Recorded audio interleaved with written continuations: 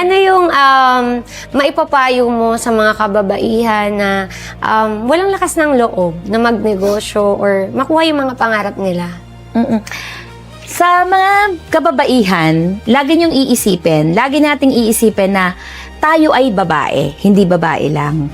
Kumbaga parang yung kayang gawin ng mga lalaki, kaya rin natin gawin. Hindi kasi ako naniniwala doon sa parang magkaiba yung kayang gawin ng lalaki versus sa kayang gawin ng babae.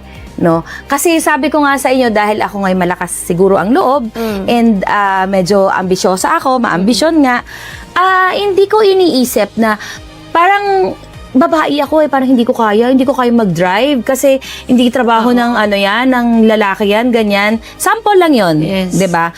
So, tayo kahit nasa bahay, kaya natin kumita.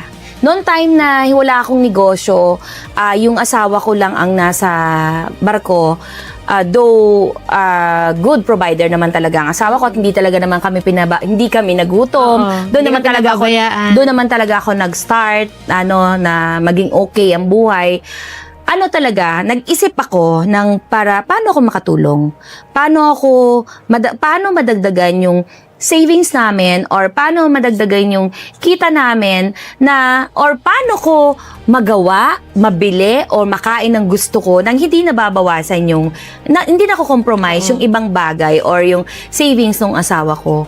So tayo na mga babae, kaya natin kumita, kaya natin pwedeng maliit na business lang. Hindi naman kailangang malaking kumpanya. Pwede kang gumawa ng sarili mong negosyo sa bahay mo lang, 'di ba?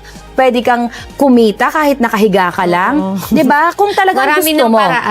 Maraming paraan. So again, nasa tao po 'yon. So tayong mga babae, hindi natin pwedeng sabihin na yung mga ginagawa ng mga lalaki ay hindi natin kaya kasi tayo mga babae nowadays ay strong, 'di ba? Kayang-kaya nating gawin 'yan. Hindi wag na nating iisipin na ang mga lalaki ang kumbaga parang masusunod. Although talagang susunod tayo sa mga asawa natin, ganyan kasi syempre nakasanayan na natin 'yon, respeto, 'di ba?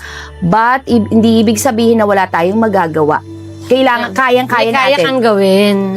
Tayong mga babae ay hindi babae lang. Yes. Diba? Sabi nga nila, babae tayo.